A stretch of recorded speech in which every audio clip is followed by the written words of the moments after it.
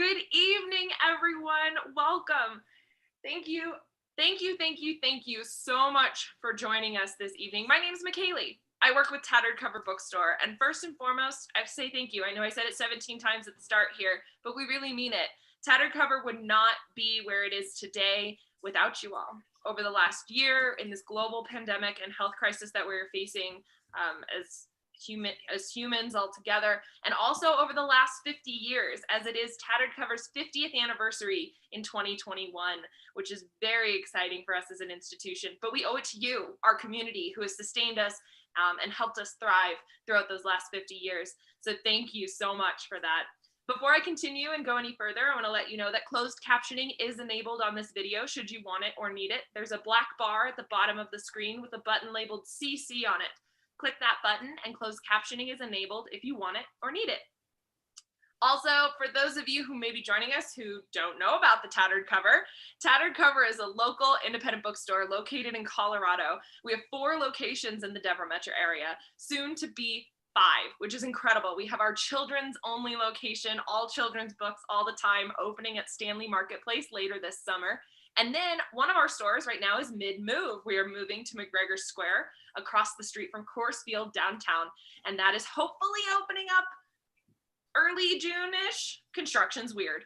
But I encourage you all to follow us on social media, sign up for our email newsletter. That's the best way to find out about all the updates, everything Tattered Cover related. For now, our 3 stores that are still open, you can come in as long as you're still wearing your mask over your mouth and your nose, and you can come and browse the shelves for about 90 minutes or so. But if you're like me and you want to shop in your pajamas and hang out on tatteredcover.com and do all your bookish shopping there, you can do that. It's open 24/7 at tatteredcover.com. Also on tatteredcover.com is our events schedule. Oh my gosh, we have so many events, and I should know I'm running 99% of them. But we have some amazing ones coming up for other local author fans of Colorado authors. We have Manuel Ramos and his new book, Angels in the Wind, and that's happening Thursday at 6 o'clock. And you can join us there. There's so many others, and you can sign up and register at tatteredcover.com/event. But the author that we have here tonight, I'm very excited for, another local author that we just can't wait to celebrate this book and its long journey into becoming the book that it is today. We are celebrating Eric Maikranz, and he has had a multitude of lives in this lifetime. As a world traveler, he was the foreign correspondent while living in Rome, translated for relief doctors during a cholera epidemic in Nicaragua, and was once forcibly expelled from the nation of Laos. He has worked as a tour guide, a radio host, a bouncer, and as a Silicon Valley software executive. The Reincarnationist Papers is his first novel, which has been adapted into the Paramount Pictures film Infinite. He lives in central Denver. And like we said in the bio, we are celebrating the Reincarnationist Papers, and we are here with Bill Hahn as well. So I'm going to welcome both Bill and Eric, our author of the hour, to our screen here. And let me change this up and get them both on. Hello, gentlemen. Hello. Hi there. Thank you so much for joining us this evening. We're so excited to hear about your latest book, Eric. But I know that you're going to start us off by telling us about our other guest tonight, Mr. Bill Hahn, and I'll let you take it away. All right. Thanks, McKaylee. And yay, Tattered Cover. Yay, indie bookstores. Tattered Cover is my local bookstore. And I actually have a long history with a Tattered Cover all the way back to the Cherry Creek store. So that was a long time ago. But hey, joining me tonight is my friend, and I am a huge fan of this guy, Bill Hahn, award-winning Colorado actor. You can regularly see him at the DCPA and at theaters all around the Denver area. He starred in such great works as David Mamet's work and Sam Shepard's work. He has written, produced, and directed a feature film, so he knows the challenges of the journey from the page to the screen.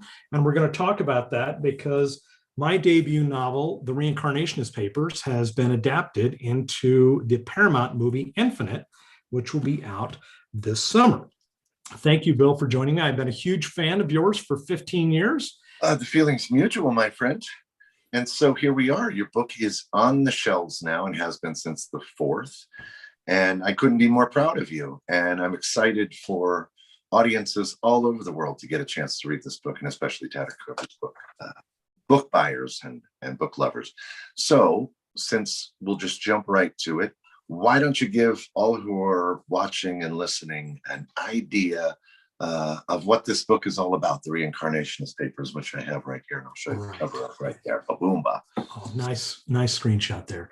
Yeah, the Reincarnationist Papers. It's a novel about a young man in Los Angeles, a troubled young man who is haunted by memories of two past lives. And when I say memories of two past lives, I mean complete memories, total recall, languages, loves, skills, experiences, everything. And he thinks that he's alone in this world and really struggles with that unique existence until he accidentally stumbles onto a secret society of others just like him who remember their past lives, except they are all much older than he is and remember more than two past lives. Some remember 7, some remember 10, some remember lives all the way back to the 1st and 2nd century of the Common Era. And then he finally finds his peerage, and they tell him what he is, and he has to pass their test to enter their secret society. Interesting. So based on that, reincarnation, past lives, multiple lives, what was your inspiration for putting all your creative energy into this? Where did you get the spark? So the catalyst for the Reincarnationist Papers came from 2 areas. Number one, we've all heard this saying, right? If I only knew then, when I was younger, what I know now as a 30-year-old, 40-year-old, 50 or 60-year-old, I would have made different decisions. I would have made better choices. And I took that saying to its extreme, and I thought about, well, it's interesting if somebody could be 20 years old, but have the wisdom of a 50 or a 60-year-old. But if they could remember everything from their lives, from past lives, what would it be like if someone had the collective knowledge and experience and wisdom of a 150-year-old or a 250-year-old in an 18, 19, or 20-year-old body? And I thought, wow, those characters would be really interesting to write about. And they were, and hopefully they're really interesting to read about. And so that was one, being able to develop characters over a longer timeline, but still have the benefit of having a full life ahead of you. Yeah. And number 2, it gets a little metaphysical here, but I actually have 3 memories that don't belong to me. And they're very short. The shortest one is about 5 seconds. The longest one is about 30 seconds. But they start in around 1870, and the latest one is like 1940s. And I don't know whose they are. I know they're not mine, but they're in my head, and they're as real as any other memory that I have. Now, does that mean that past lives, does that prove past lives? Does that prove that reincarnation is real? I don't know. But what I did is I took that idea and I thought, what would it be like if there were a handful of people in the world who could remember everything? Loves, languages, skills, everything that they'd ever done in those past lives. And they were able to accrue that knowledge lifetime after lifetime as their mind sort of survived the perils of death, and they were reborn in new bodies over and over again. It wasn't kind of like we erase the memory train, you're reincarnated into a fresh body with a fresh, empty memory. So, but now tell me about this. But imagine if you're born again, but you don't get that. You memory, don't get that. You right? escape that. Right. That's you it. carry it along with the wisdom that you've gained over these centuries. Now, tell me just in a snippet, like what's an example of these memories from when you were that aren't, like as you described, aren't yours? What would one of these be? So they actually have something in common too. Again, they're all very short. They're all first person, just like most of our memories are. We remember doing something or seeing something from our own eyes. I'm always a child. I'm always a boy. And the longest one is the first one. And I say 1870s, probably could be 1860s to 1880s, but there's actually something in there specifically that pins it to that time period. Is I remember I'm a boy and I'm holding an older man's hand, and he's taller than me. My hand is up in the air like this. And he's taking me as a little boy to go see the opening of a railroad train station, except all of the trains are these steam-powered behemoths from the 19th century, these big black things with all the brass and red cowcatcher on the front, belching smoke and steam. And I just remember being just like a typical little kid, just geeking out over looking at these machines. Another one later on is I'm walking with my family in the snow on a dirt road, and we're refugees as an armored column of troops comes this way on the road, and we're walking away from the front line of a conflict. That one is the shortest one. It's only about 5 seconds. And you've had these your entire life. Yeah, so that's my entire life. To the book here, and your main character, Evan, do you kind of like, as a writer, inject yourself into that character? Do you see you as D. Eric Maikranz within the character of Evan? Is he a representation of you, or do you identify with another character in the book? I identify a little bit with Evan because, as Michaeli said at the top of the call, right? I have had a lot of different things that I've done in my life. I've been very fortunate to be able to do a lot of different things, and I was able to draw on that experience to put a character in this place and this time, put a character in another place at another time. But a lot of people tend to think that because I've had all of these interesting experiences, that's why, my character has done all of these different things. And it's when you think about reincarnation being real for the purpose of this book, for these characters, and it's a little over 24 characters that are part of this secret society. There's a bit of sort of fantasy and wish fulfillment in there, in that people read the book and they're like, oh my gosh, it would be so cool if I had that experience from that time. And if I, could remember 300 years worth of my life and my experiences, what a cool person I would be, or what an accomplished person I would be. And it's really easy to think about that in the mechanics of, you live at this time, you die, you're born again at this time, and you die, and you're born again at this time, and you die. And then at each of those two before the one that you're on now, you got to pay forward some skills, some knowledge, some wisdom, some experience to the one you are now. But the thing is, this lesson is also applicable to us in our day-to-day lives, where we only get one life like this. And the reason why is because most of us, we were having a great conversation as we started this meeting around, Michaela hadn't always worked at Tattered Cover. She'd worked as a librarian. She'd worked in theater. I'd worked as an industrial welder. I'd worked in finance. I've worked in IT. But we all tend to be different people at different times of our lives. We tend to be students. Or children, we tend to be students, we tend to be workers, parents, grandparents, retirees. And at each phase in our lives, we tend to leverage the accrued knowledge and experience of where we were in the previous stage of our life. So I could come to Denver and work as an industrial welder because I had learned how to weld in high school. And then when I was in university, I studied Russian literature, which allowed me to hold together a full novel-length narration for writing a book.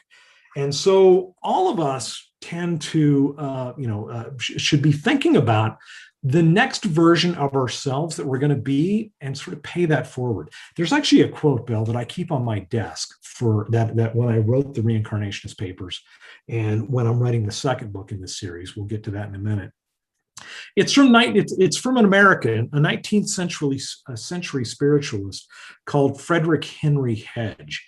And it says, His quote is, "Every man is his own ancestor, and every man his own heir. He devises his own future, and he inherits his own past."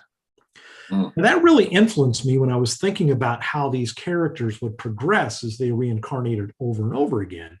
But then the lesson's really applicable to us as well. We should be thinking about, I should be thinking about what 60 or 70 or 80-year-old Eric is going to want and need and what he's going to want to do in his life. And I should be preparing for that now. Because that person is in the mail to me, and I will either I will inherit that past, but if I think about that proactively now, I can devise my own future. Sure. If your conscious is focused on that, yeah, you can't help but subconsciously drive towards that. It's interesting. You said something, not to interrupt. I don't want to interrupt at all because what you're saying is fascinating, but the book has got an esoteric feel to it. You just mentioned the spiritualist. And it's interesting when you look at the Reincarnationist Papers and you read the Reincarnationist Papers, they're not necessarily spiritual people. In fact, you could almost call them immoral at times. That's, you know what I mean? Some of these folks are fairly wicked. Can you kind of give us some insight into that? Because I think that's interesting. Anytime we may say something has an esoteric feel or a spiritual feel, it might not really be the case right here. So, yeah. So, like, most good books have a twist, and this book has a twist, and it's right in that lane. The title, obviously, the Reincarnationist Papers, speaks to certainly past lives or coming back over and over again. But the way that these 28 people in the secret society, who've been actors in history for the last 1900 years, 2000 years, for them, reincarnation is real, but it's really not rewarding. So they just keep coming back over and over again. And they learn through repetition that if they lead a virtuous life, if they lead a selfless life, an altruistic life, helping people in their current incarnation, when they die and they come back again and they remember who they've been, their station is not improved or it's not degraded in an Eastern sort of context of karma, retribution, and reincarnation. Similarly, characters who live very hedonistic, self-centered, selfish lives where they might injure others or take advantage of others, when they die and they come back, their station is not degraded. And so it basically takes the walls of morality down for these characters when there's no benefit for being good and there's no consequence for being bad. But that raises a question for all of us, which is, if there were no morals keeping you in place, what decisions would you make in your life? Would you live selflessly or would you live selfishly? And most of these characters, not all of them, but most of them, actually pursue hedonistic goals, sensualist goals. Some become rather nihilistic. Some of them become religious zealots. But it all sort of takes them into different directions. And the thing is, the different directions are sort of natural landing spots. If you would think about what it would be like if humans lived not for 60 or 70 or 80 years, but for 270 years, 380 years, 790 years, without any spirituality or without any karma, what would that be like? What would those characters be like? And I really wanted to explore that in this book. And that's why some of the characters in the book make the decisions that they make. That's the twist bit, is that they reincarnate over and over again, but it sort of has sort of a Groundhog Day feel to it, to borrow another a movie analogy. Yeah. Now, to jump forward a little bit, one of the more fascinating things, and I got a chance to see this over the years since I've known you for a while, is this guerrilla marketing campaign that ended up launching this to the place that it's in, where it's now on bookshelves, and a big budget feature film with Mark Wahlberg starring in it. Tell us, if you can, how this came about. You offered a reward with a self-published book, and now here you are talking to tons of people about your book. Yeah, here I am at Tattered Cover the day after Yeah. Dr. Jane Goodall was doing this event yesterday. There you go. Yeah. So that feels pretty special and pretty It amazing is, to me. because it is. So, yeah. So in 2008, I finished the latest draft of the book, and it actually looked like this. This is an older promotional edition of the book. I've got a couple of dozen of these in the basement downstairs. So I dug one of them out, and I tried to follow the normal or the traditional publishing path, where you get a literary agent, the agent takes it out to publishing houses and tries to get it published, tries to take it to Hollywood and see if anybody wants to adapt it. And I had an agent that I work with, and we got along really well, but it just was never the right fit for the publishing houses. And because the publishing houses that she wanted to sell it to didn't pick it up, it never got picked up as a movie. But I kept listening to my readers. The readers kept saying, wow, this is a really great book. I really love this book. I can see this as a movie. Please continue writing and write sequels for this. And so at the end of the day, Bill, I actually borrowed a page from my day job, which is in IT, and specifically business software. And part of the software that we use is marketing software. And I put a couple of things together. I mean, number one, if I was willing to engage an agent to help me get an introduction to a Hollywood producer or a New York publisher for a percentage of the revenue that I would make from that transaction. And I have readers that love the book. Why couldn't I marry those two ideas together? So what I did is I put a reward on the first page of the book. And I'm going to get in really tight there. You can see that. That reward was actually a call for help to those readers. And it was, the call was, hey, read this book. If you love this book, please introduce this book to anyone that you know in Hollywood or in traditional publishing. And if that introduction, it leads to a publishing deal or a movie deal, I will give you, the reader, the reward of the agent's commission. So in doing that, I essentially crowdsourced all of my early readers into being an army of agents for me. And this sounds like the craziest, zaniest, most unorthodox message in a bottle marketing plan, right up until it works. Right. And I didn't know that it would work. I hoped that it would work, but it did work. And what happened was, it had been out for a couple of years. I self-published it. I priced it as low as I could. We were selling copies online. We were selling early Kindle versions of it as well. And we were selling it in a handful of bookstores. This is kind of an interesting note. I was talking to Michaela about this.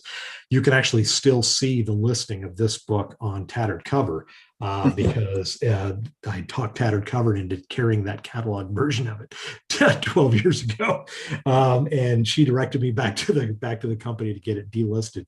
But there's actually some challenges there. And then I just sent as many copies as I could out into the world. And then it was about a year and a half later, I got an email on Thanksgiving Day. A young man named Rafi, who was an assistant to a Hollywood director, found a copy of this book in a hostel in Nepal and picked it up off the shelf. Didn't know the book at all, but was interested in the title, read the book, and loved it. And he emailed me and he's like, dude, has anybody claimed this reward? Because this book is such a movie. And he was getting started in Hollywood, and he really wanted a project that he could get enthusiastic about. And so I called him and I said, hey, it's available. And he said, Eric, I'm going to get this made into a movie. And he came back to the US and started working on this. And we wrote a treatment together that he took out to several studios. And Rafi worked on this for 7 years until the adapted screenplay for this which the adapted screenplay is called Infinite. And that was sold to Paramount Pictures. And Paramount started shooting the movie in 2019. Stars Mark Wahlberg, Dylan O'Brien, Chiwetel Ejiofor, Toby Jones, Rupert Friend, and Liz Carr. And it's got Antoine Fuqua as the director. And all it took was just that one yes from Rafi for that reward to pay off big time. And then after that, got the agent back. We went out to publishers again, and all of a sudden they had a very different attitude about this. We're like, absolutely, let's publish this book. Let's do this now. Found in a hostel in Nepal, showing that once you set it in motion, that it can come from anywhere. We all have this kind of like squished down version that I need to do. You did all you needed to do by putting that in the beginning of the book. The reward is there and it goes out into the world. And that's an unbelievable, that's a book in and of itself. You know what I mean? That's remarkable. How did it and how does it feel after these years have gone by, work with Rafi, the film is made, I think it comes out this summer, doesn't it? It comes out this summer. Yep. Yeah. How does it feel now after all these years? What has changed in you? What is this new version of you, this reincarnation of you as an author? What does that feel like now? Well, it feels it's a combination of feelings. I mean, number one, it's validating that this trust, it's validating on 2 points. Number one, that this zany, wacky idea that I had to offer an agent's commission to readers, if they would go out and do the agent's job to introduce it to somebody who could take the story to a wider audience, the fact that that worked is actually very satisfying. Mm-hmm. Number two, the fact that readers would actually go and pick this up and do this. And Rafi was the big breakthrough, but there had been others who, had said, oh, I know somebody at Random House, I know somebody at at Miramax, and they actually tried to get these deals done. That was actually really rewarding and really humbling, that readers would like the story that much that they would champion it with me and try to help me get it to a wider audience. And then finally, once Rafi started working on it as a junior Hollywood executive, that once Rafi got started on it and it got sold to the first production company as an option, they brought in a screenwriter. The screenwriter loved it. They turned around and sold it to Paramount. Paramount loved it. The director, Antoine Fuqua, specifically wanted to work on that script, and he loved it. The fact that all of these entertainment professionals really liked this story and really liked this universe where 2 dozen, 3 dozen people around the world remember their past lives and associate with one another over and over in a secret society to drive history and to associate with one another over and over again.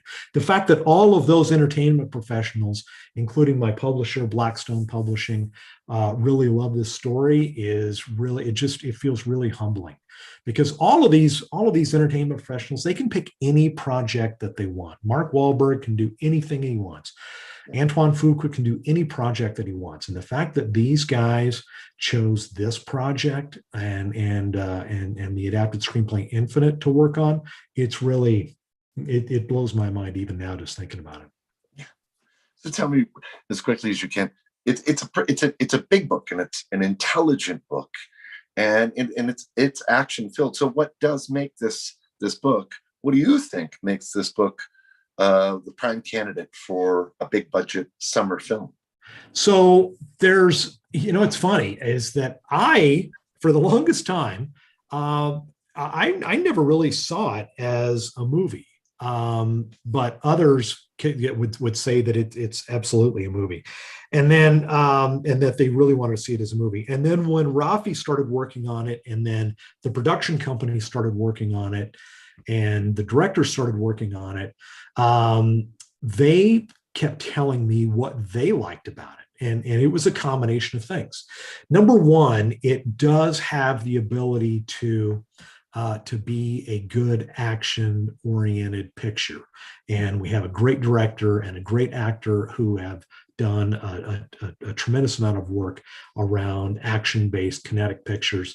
But because the book deals with, what would it be like for human beings to be able to develop and remember their lifetimes over and over, and to use your analogy, Bill, to have that memory not be wiped from what they were before, right, when they come back into a new body, it allows us to explore and develop these characters over multiple lifetimes, and where their character virtues and their character flaws can be manifested in the present day, but it might tie back to something that happened in 17th century France or in 16th century American Southwest. So it brings up a lot of those philosophical questions around, what decisions would you make if morality were gone? What decisions would you make if death held no terrors for you? And it really gets into questions of nihilism, hedonism, sensualism, religious fervor. And Lorenzo de Bonaventura, for example, thought that this script based on the Reincarnationist Papers really captured that, and was very much like The Matrix, where The Matrix is a very action-oriented movie, but it's really a philosophical movie at its core, yeah, right? Yeah. When the Wachowskis did that, they weren't just doing an action movie. They really created a wonderful kinetic piece of art that you have to bring your brain to. And you must be present to win in order to really be able to appreciate that work. And the Reincarnationist Papers and Infinite has been compared to that. That's pretty good flattery. Yeah. It's a pretty iconic film. It's kind of lasted for a little bit. And most of us are like, what am I, living in the Matrix? Then I'm living in the Matrix. So now I'm living in the Reincarnationist Papers. I'm doing this again, over and over again. I got to get my memory back here. I'll ask one more question. I know that we're going to go back to Michaela here in a second, all that. You have mentioned a few times that this is a part of a series, and obviously this one has a long lifespan in terms of giving birth to it, dating back to the 90s. Are you working on, have you finished, or there are more books coming, I guess is what I'm asking. Yeah, this will be part of a series. The second book is done. It's on draft 7 now. I will get up and work on that in the morning. And by the time draft 7 is done, I should have it back to the publisher. And we'll talk about getting this out sometime 2022, probably, as the follow-up to the Reincarnationist Papers. There are at least 3 books in the series, maybe more. So we will definitely be able to revisit some of the characters from the Reincarnationist Papers again in the next book in the series. And we will get to see some of the characters that get to come back in new incarnations. And they will look completely different than they did in the original book, the Reincarnationist Papers. Well, that's exciting. That's exciting. Something to look forward to. Thanks, Bill. And I see our host is back. Hello. Hello. Thank you so much, gentlemen, for great storytelling and great conversation. I want to let our audience know that we're going to do an audience Q&A at this point. A lot of you have already been very active in the chat, commenting a great deal. So if you have any questions, please feel free to ask them in that chat there. A really great one to start with is, would you ever do your reward stunt again? And would you ever recommend it to anyone else? So I'm going to take the last part of that question first. Would I recommend it to anyone else? Absolutely. And here's why. I think that this, and I think that this actually works for different things other than just writing. The most important thing in this whole thing that I did was really reaching out and trusting my readers. The most important people in the book industry are independent booksellers, number one. But number 2 are readers, right? I think they're more important than publishers. They're more important than agents, because if there are not readers out there to buy the books, to enjoy these stories, to read them and make these stories manifest in their own mind, it never happens. right? This whole thing never happens. So get your work in front of your audience. Get your work in front of readers. And if you do that, magical things can happen. And by the way, I'm not the only one, right? Andy Weir, who did this with The Martian, right? Absolutely. Self-published The Martian and put it all out on his website, but it was so good and so compelling that, that he really, he trusted his readers, and they lifted him up to his super, stratospheric status, and rightly so. E.L. James, the same way, right? Started writing fan fiction, and fans loved it. And boom, you talk about a monster in the industry. That's one right there. Well, trust the readers. The readers will help you. The one thing I would inject there is that it's not a gimmick. It's actually kind of a tool that you can use that a lot of artists don't think of. You know what I mean? Yeah. In any field, you're like, you think there's a gatekeeper to allow an audience to see you, and really not in this day and age. Yeah. Now, the second part of Michaela's question, would I do it again? Yes. And I'm actually offering the reward again for any reader who can help me get the book introduced to a foreign publisher who will publish it in translation. And so I'm looking for people to introduce the book to a German publisher, to a Spanish publisher, to a Japanese publisher. I already have one reader who has introduced me to a Hungarian publisher, and the book will be available in Hungarian later this year. Nice. That's amazing. There you go. And it's true. That's how PBS works. That's what Patreon is. It's this idea of get your content out, and then people will support you in that way.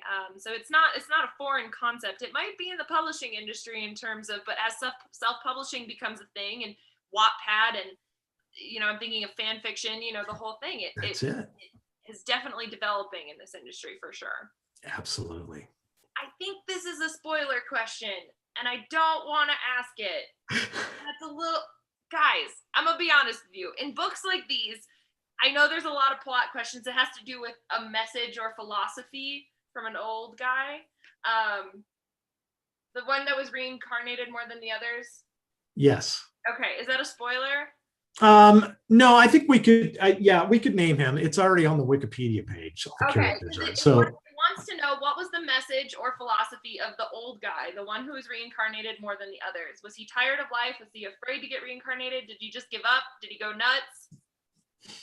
So imagine, like we have a great analogy for this, and something that we've probably all seen. It's Groundhog Day, right? When Bill Murray, right, God bless him, he's one of the greatest American actors ever, besides Bill Hahn. Eventually, it becomes like a treadmill that you can't get off of. And Clovis has what I call, and what's a reader told me one time, has a threadbare soul, meaning that he's just come back over and over and over again. And this is a person who is 1900 years old in his mind, and is having to deal with, smartphones and telephones and airline travel and things like that. And it's just not working for him. And he's just looking for the exit door, but it's not there. Good to know. I'm glad it wasn't. Sometimes I get hesitant, and I'm like, I don't want to ask all the plot related questions or any secret givings, just in case, because you also still pick it up, and you can get your copies at tatteredcover.com or at any one of our locations there. So for those of you who may be watching who haven't read it, you need to get your copy today. So another really great question has to do with, and I'm making sure I read this correctly, but so I wonder about, what is your advice in the writing process? You talked a lot about the pitching process, but what was the writing process like, and what advice do you have for young writers? So my advice for writers is to, the way I do it is, I'm what's called a plotter versus a pantser, or I actually like George R.R. Martin's description better, which he says there are two kinds of writers. There are architects and there are gardeners. right? The gardeners where you plant one seed, you don't even know what it is, and it grows. I can't do that. I'm an architect. I have to know what the building's going to look like. The floor plan might change a little bit and the rooms will look a little different. Get an idea that you think as a writer that you want to share with others. And I don't necessarily believe that you have to go and get an MFA somewhere in order to be qualified as a writer. Look at these books behind me, right? There's a lot of teachers in those books. Anytime that anybody writes a book and you pick it up and read it, all the lessons are there. They're not hiding any tricks. Everything is there on the page. Be a good reader, read a lot, and then get up and be very disciplined about writing, and write 500 words a day, 800 words a day, 1,000 words a day until the first draft is done. Don't stop. Go all the way to the end. No matter how, don't look back and edit. Because when you are editing, that will be a different hat that you will put on. And that hat is the one. So there's a great quote that I got from a great piece of writing advice from Jerry Seinfeld. He was a guest on the Tim Ferriss podcast. And he talks about writing because he's written a lot. And he said, on day one, when you're writing, you've got to be super encouraging. You can do it, Eric. Get out there and write your 1,000 words. And then the next day, when you're ready to edit it, you have to be Lou Gossett Jr., the drill sergeant from An Officer and a Gentleman. That is the most demanding, uncompromising taskmaster to go back and take a look at it. But those two roles are very different. So write everything, get your first draft done, and then go back and put your drill sergeant hat on and whip that thing into shape. Absolutely. And so now we're going to end on a question. And I think Eric might know what's coming, having watched one of our previous events that we were joking about before we went live tonight. But this question is for both of you, actually. For Bill, for you as a reader of this book, and Eric, for you as the author. What did this book, The Reincarnationist Papers, teach you? It taught me. I'm going to pause you, Eric. I'd love it if Bill could start. Yeah. Let's do Bill first. The hour answer. What did it teach me? It taught me a number of things. I mean, it sparked my imagination in a way that I think that there's something deeper dwelling in all of us, hidden things that are masked by media and by tasks and by normal mundane things in life that we get so conditioned to in society.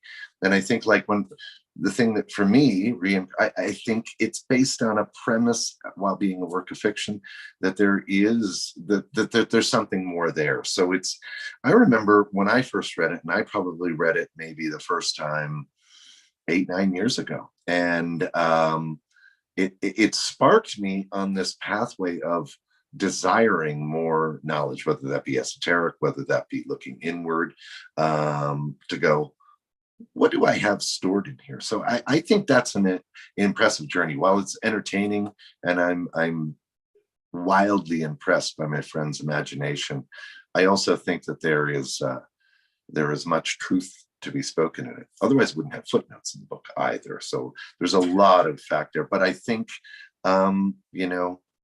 that's what it taught me. Look further inward. What do you know? What wisdom is buried under the XO energy, Bill? You know what I mean?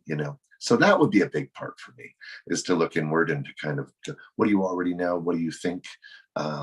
What do you derive from the universe that you're not receiving right now because you're so kind of blank? So I don't know if that's a little weird. I'm weird. I like it. And Eric.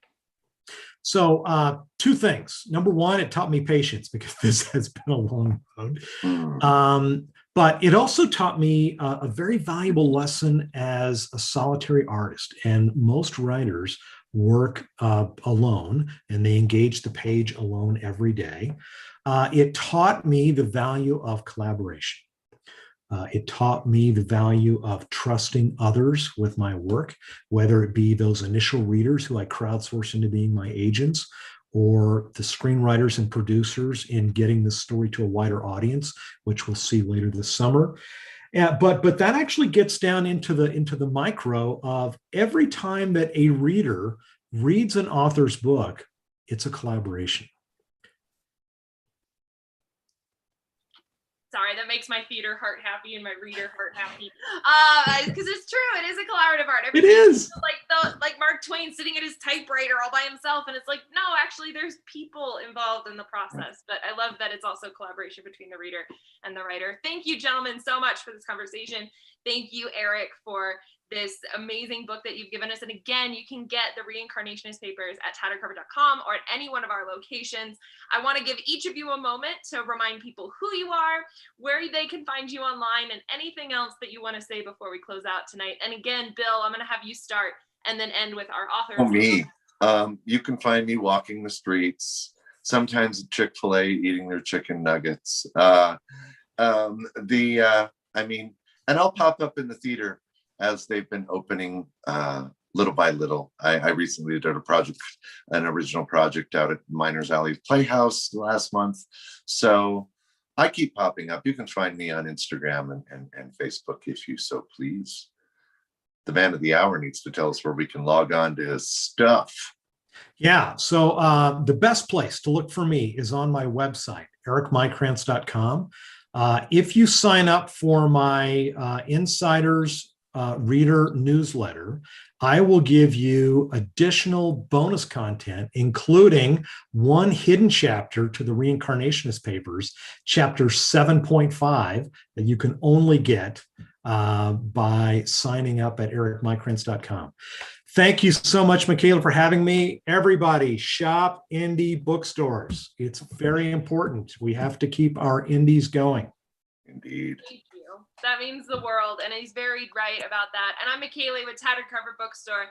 We thank you all so much for shopping locally. We would not be here without you. These independent businesses need your help and support in more ways than one. So thank you for your help over the last year. Yes, I don't know whose that hand that is or whose magic he's got going on.